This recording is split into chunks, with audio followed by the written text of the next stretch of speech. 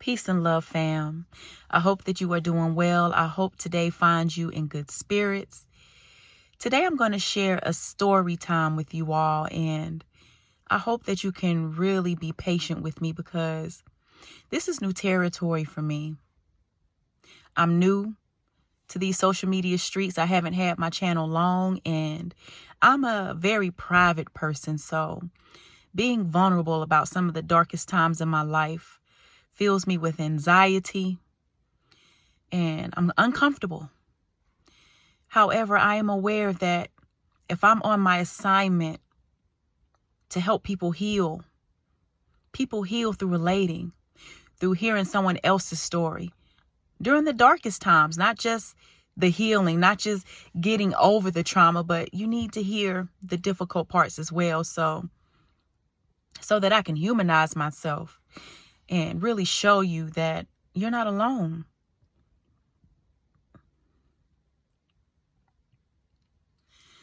So with that said, I'm going to tell you my account of getting with the covert narcissist, which in my opinion, from my experience, maybe I'm biased, one of the most dangerous types of narcissists because they are truly hidden. Like all narcissists, but it's something different about that covert narcissist that's extra slimy and grimy. Just because they hide behind that veil of being like you, being able to mirror what you are very well.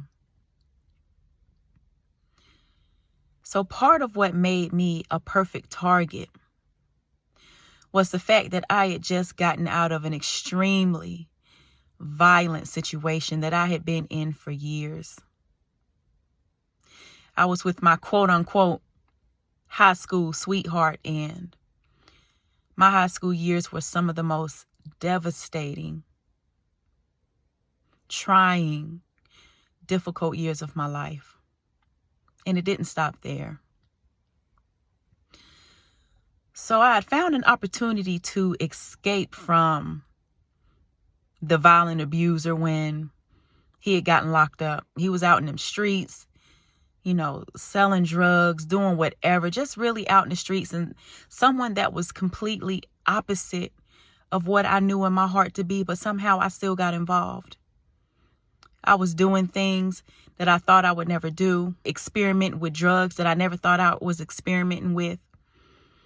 And as our relationship deepened, I realized that I depended on a lot of substances just to get me through the abuse. If I knew that it was one of those times to where I knew he was going to be violent, I knew it was going to be a fight, I knew it was going to be an argument, I'd go ahead and pop them pills and smoke a blunt just to brace myself for the beating that I knew was coming. So God was really on my side during this time where he got locked up for about a year. And during this year, I said, you know what? I'm going to try my best to get my life together. I had lost everything I had behind dealing with this man. I lost my apartment. My finances were messed up. I lost the job because he was stalking me and following me on my job. I lost everything. So for a period of time, I spent a couple of weeks sleeping in my car. In my car that was due to be repossessed, but, being out on the road, they couldn't find me. So I spent a couple of weeks in my car, sleeping in my car, couch hopping, staying with friends until I moved in with my sister. And that's when I really started to try to pick up, the pieces of my life. Staying with her, I was allowed to save some money, and I was able to find stable work and just try to get my life together. I ended up losing the car. I was riding the bus, but, I was just really looking forward to the life that I thought that I had. So here it is. That year is almost up when I know the abuser's about to be released. I was keeping contact with him for a certain amount of time until God just really spoke in my heart and said, you know what, use this as your opportunity to go. So I abruptly ended contact. So I had a couple of his things. I took his things to his mother's house. I didn't give her a lot of information, but, I just let her know, these are your son's things. I appreciate if you give them to him when he's released. And I just cut ties. So anyway, getting back to when he was released, he found me. It turns out, and I had no clue, it turns out he had a homeboy that stayed down the street from my sister's house. And I would often walk the neighborhood just trying to get my exercise.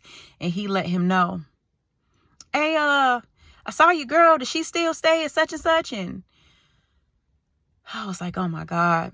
So when he got out, he popped up at my sister's house. He assaulted me there in front of my nephews. It was an experience that I would never forget.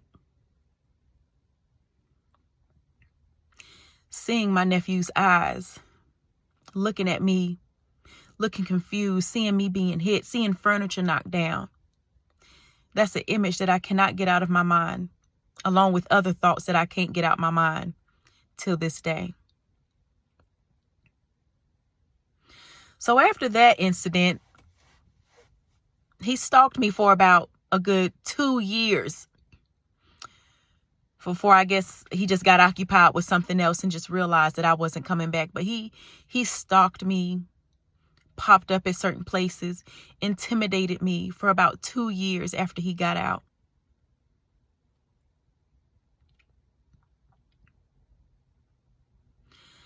So I'm trying to get my life together. I would say probably about, and I didn't sit my ass down just to let you know. That's one thing that I really wish that I would have done different after getting out of such a toxic relationship. I wish I just would have sat down and focused more on my healing, but I was young. I was looking for love in the wrong places, so I was dating other men and entertaining men that didn't lead to much. And about a year after leaving the violent ex, I bump into the Narc. And he just comes in and, he's handsome and he seems confident and we seem like we're on the same page. It seems like we have the same spiritual beliefs. Just really made me think and give me hope again in relationships. And I could talk to him about anything. He was listening as I told him all my business. Another thing that I did wrong. But I trusted him. I exposed some of the darkest secrets of my past, of my life, some of the most embarrassing experiences that I've just gone through the previous years. And I was made to feel safe. I felt like I was listened to. And these are all things that I couldn't even get from my own father. So I was vulnerable. As time went by, we were together for years. And as time passed, it felt like more of a situationship, which is what it was. But in the beginning, everything was cool. I say for the first 2 to 3 years, everything was or seemed to be wonderful.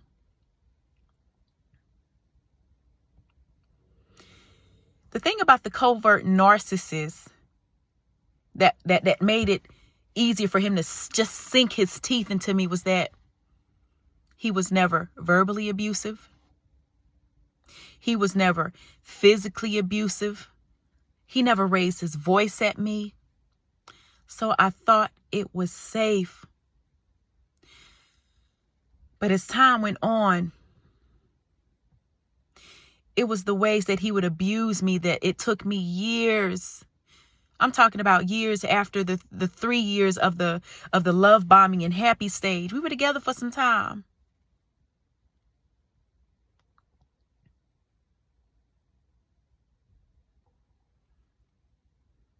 It took me years to really see what was going on as the The gaslighting and the grooming started.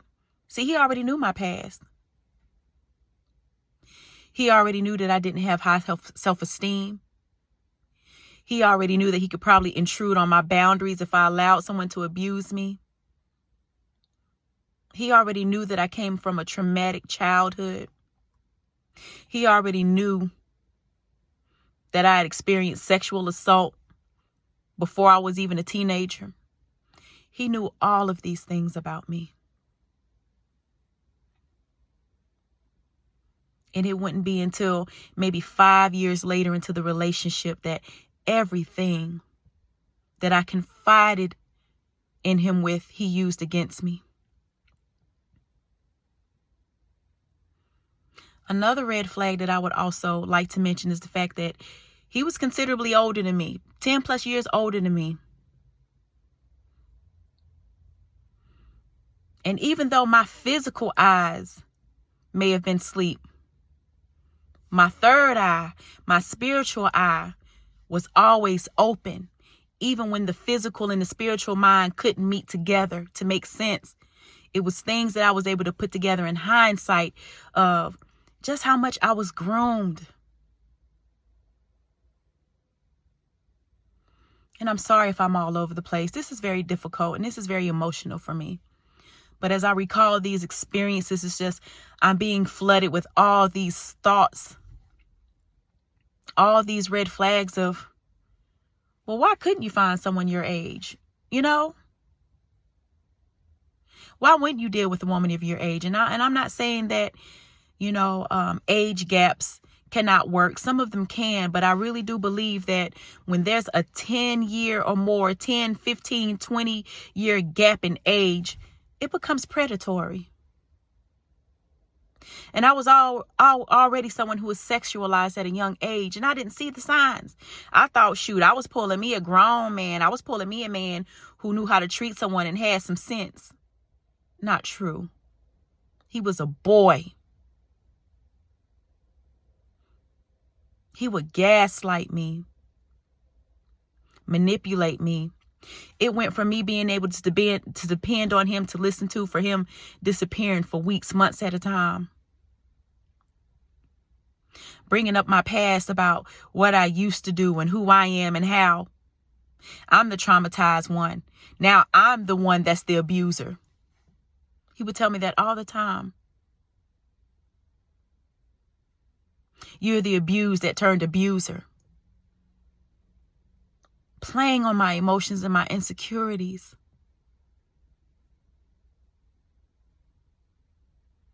So as time went by, I just started to notice all the red flags, like how he always was connected to someone from his past. It's like he could never just shut the door from people he needed to shut the door with. Lingering exes, so-called friends and stuff that you didn't like, but yet you kept the door open. And I've been more of a person that once I'm done, I'm done. I shut that door and that's it. So to me, it was weird seeing someone who just didn't know how to shut the door from his past. As I later figured out, all these people were sources of supply, whether it was an ego boost, whether it was keeping in contact with the ex for financial gain. He had all types of supply to get all of his needs met. And I was no different. As time passed, I started to see just how financially irresponsible he was. When at first, he had fancy cars and had a nice house, and it was all for show. It was all things that he could not maintain. He was able to attain it, but he never could maintain it for long.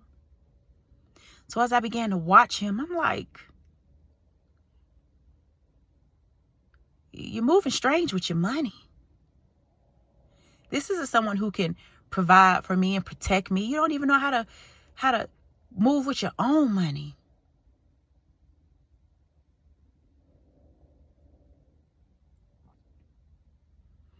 Another red flag, his whole family was fucked up.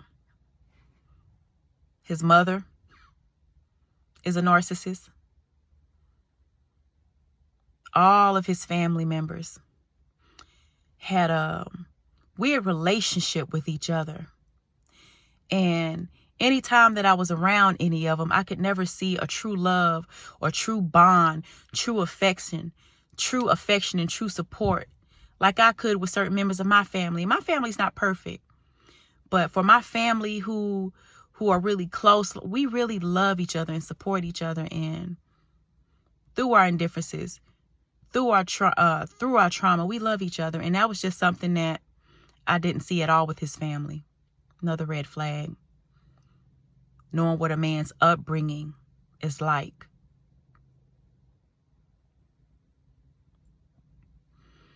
So this man just took me on a whirlwind from where I felt loved and supported to it feeling like the rug was snatched from under my feet. And during this whole process, he still never raised his voice, which made me feel more confused. Like I just felt like, God, am I seeing this right? I kept trying to work so hard at it because I just knew it was me. How could he be so kind and so nice and all these nice words come out his mouth?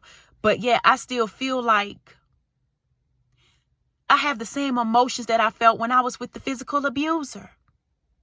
And that really confused me. And that led me on a journey of trying to figure out what's the deal here, because something was not right. And I had to get to the bottom of it.